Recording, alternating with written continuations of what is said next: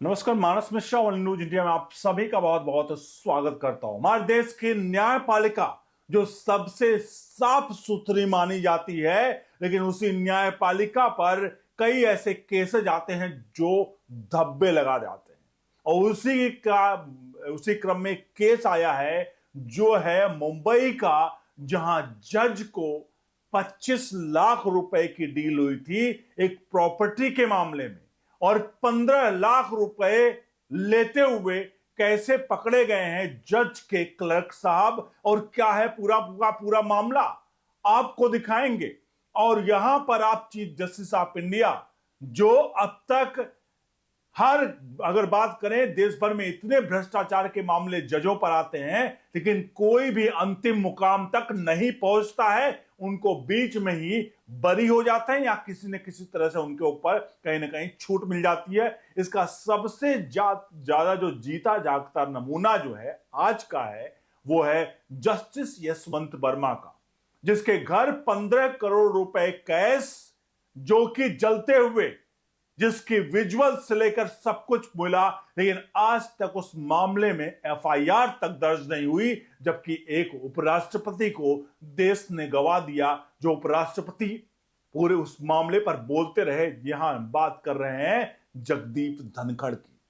बहरहाल हमने सिर्फ और सिर्फ ये जस्टिस यशवंत वर्मा का मामला इसलिए यहां पर उठाया क्योंकि एक जज के कैश कांड का फिर मामला आया। आपको दिखाते हैं पूरी की पूरी खबर।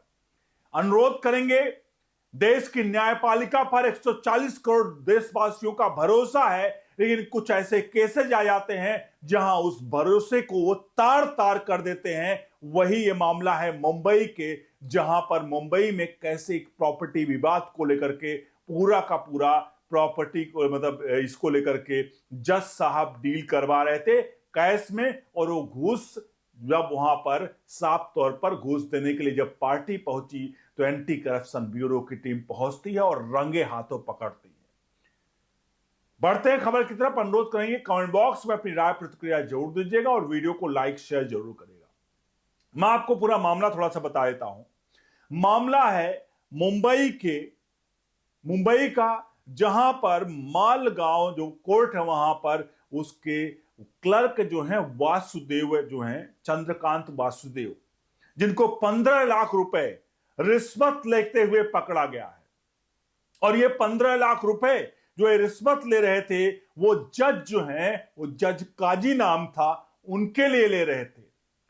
मामला कुछ ऐसा होता है कि साहब, ये जो पूरा का पूरा प्रकरण था, ये प्रॉपर्टी विवाद का था।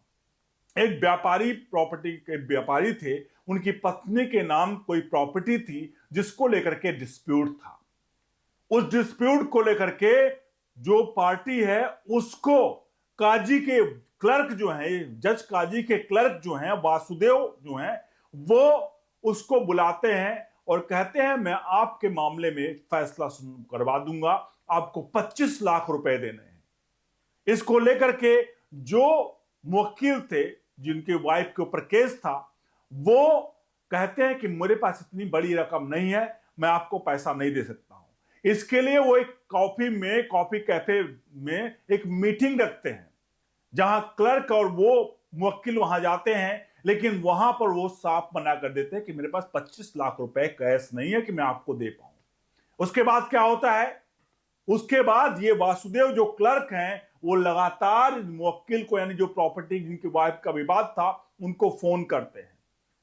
जब ये सारा का सारा मैटर चल रहा था, तो जो मुवक्किल थे वो एंटी करप्शन ब्यूरो को संपर्क करते हैं और वो पूरा का पूरा मामला बताते हैं कि ये पूरा प्रकरण है, इस तरह से पूरा मामला है और मुझसे 25 लाख रुपए की रिश्वत मांगी जा रही है। इसमें एसीबी ने फिर जाल बिछाया। एसीबी ने जाल बिछाया और ये जो मुवक्किल थे वो पहुंचते हैं और फिर पूरा का पूरा मामला सामने आता है।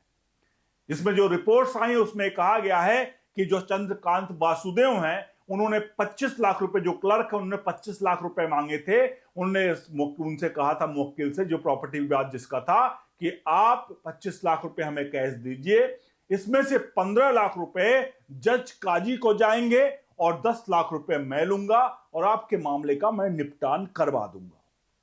होता क्या है साहब, जब ये पैसा लेकर पहुंचते हैं, एंटी करप्शन ब्यूरो एसीबी की टीम जो होती है वहां अपने जाल को बिछाए रहती है और साहब पहुंचते हैं, पैसा देते हैं, तुरंत वो क्लर्क फोन मिलाते हैं जज काजी को। उस वक्त एंटी करप्शन ब्यूरो की टीम वहां पर होती है, जज काजी को मिलाते हैं और रंगे हाथों वहां पर क्लर्क को पकड़ते हैं और जज काजी को फोन पर पकड़ते हैं। उसके बाद पूरा मामला सामने आता है और जज काजी उस वक्त उसी समय क्लर्क को पकड़ लिया जाता है, गिरफ्तार कर लिया जाता है और जज काजी फरार हो जाते हैं। एक जस्टिस जिसको न्याय देने का मतलब वो न्याय की मूर्ति है, जिस पर हम आंख बंद करके हर एक देशवासी ये कहता है कि हम तुमको कोर्ट में देख लेंगे, I will see you in court. लेकिन होता क्या है कि साहब देखिए होता क्या है, जब कोर्ट में केस जाता है तो ये किस तरह से डील होती है।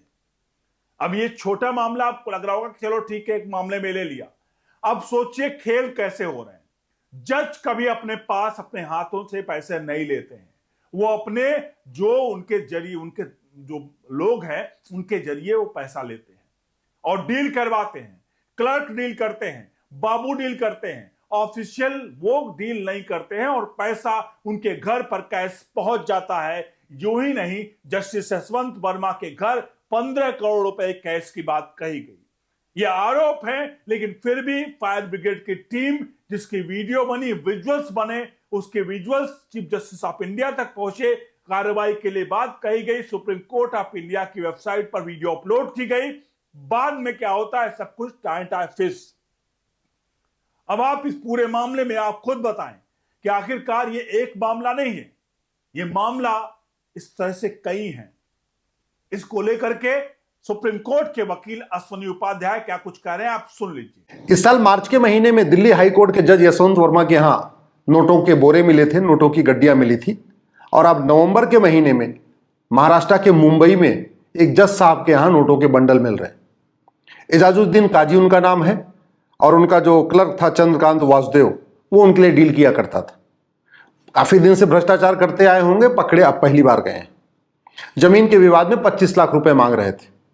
दो पार्टियां आपस में लड़ रही थी जमीन का विवाद, उसमें से एक पार्टी को बोला 25 लाख रुपए लाओ, तुम्हारे पक्ष में फैसला कर देंगे। और उसके बाद उस कैफे पे बुलाया, वो बेचारा परेशान, उसने एसीबी को बता दिया, एसीबी ने फिर ट्रैप वहां जाल बिछाया और बाद में वो क्लर्क पकड़ा गया। क्लर्क ने कंफर्म किया, जज साहब को बताया साहब पैसा मिल चुका है। तो अब जज साहब के खिलाफ FIR हो चुकी है। लेकिन मार्च में जब जस्टिस वर्मा के घर में नोटों का बोरा मिला, उसके बाद अभी तक उनकी गिरफ्तारी नहीं हुई।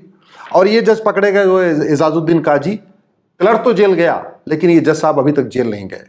ये हमारे देश की कानून व्यवस्था है, ये हमारे देश का सिस्टम है, जहां पे चपरासी क्लर्क तो जेल चले जाते हैं लेकिन जज साहब जेल नहीं जाते। जबकि चपरासी क्लर्क तो बेचारे प्यादे हैं, वो तो जज साहब के इशारे पे ही काम करते हैं। आखिरकार जज मतलब के लिए जो वकील अश्वनी उपाध्याय ने कहा है वो एकदम खरी खोटी बात कही और एकदम सच बात कही है।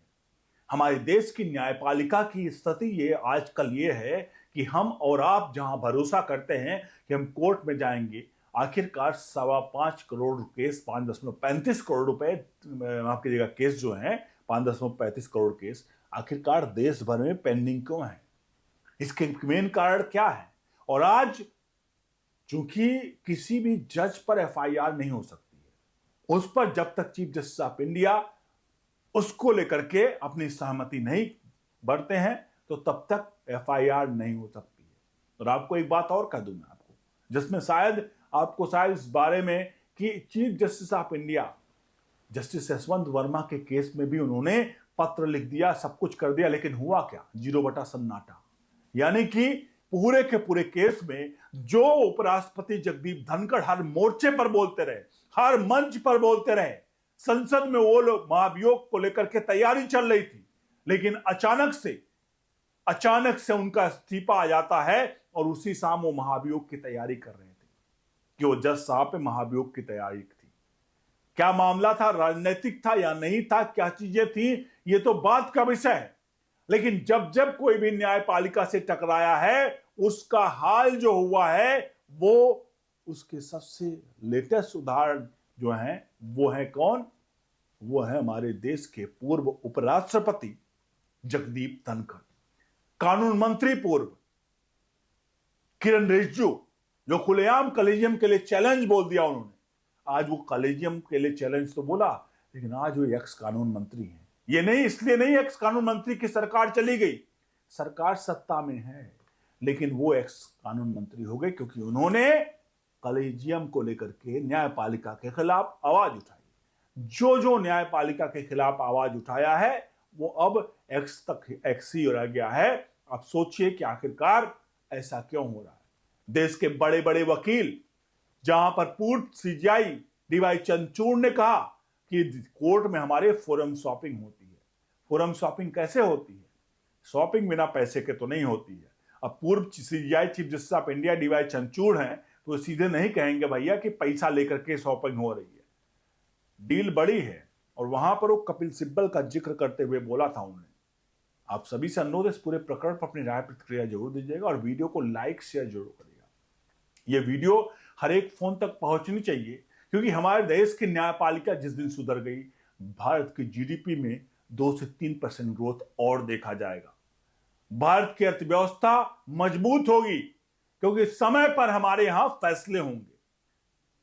अगर समय पर फैसले नहीं होंगे तो बाहर की कंपनियां हमारे यहां एफडीआई, फॉरेन डायरेक्ट इन्वेस्टमेंट से लेकर के हमारी जीडीपी, ये सब कुछ इस पर इंपैक्ट पड़ेगा, क्योंकि देश की अर्थव्यवस्था सीधे तौर पर न्यायपालिका के फैसलों पर सीधे तौर पर को प्रभावित करती है। हमारे अर्थव्यवस्था को न्यायपालिका के जो फैसले हैं। अब आप खुद अपने इस पूरे प्रकरण पर अपनी राय प्रतिक्रिया जरूर रखिए। क्या अब ऐसा कोई कानून नहीं आना चाहिए जहां पर अगर जज साहब पकड़े जा रहे हो तो चीफ जस्टिस ऑफ इंडिया हो, उनके लिए इतना हो हल्ला ना मचे, साहब सीधे तौर पर एफआईआर हो, एफआईआर दर्ज हो, उन पर कार्रवाई हो और इसके लिए कोई अलग से कमेटी बनाई जाए, भले वो रिटायर्ड जजों की हो, जो उस पर फैसला ले। कम से कम ऐसा होना चाहिए, इंडिपेंडेंट बॉडी होनी चाहिए जो इन पर कार्रवाई कर सके। कम से कम हमारे देश के कानून के हाथ जजों के लिए बंधे हुए ना हो। बने रहे न्यूज इंडिया के साथ। बहुत बहुत धन्यवाद।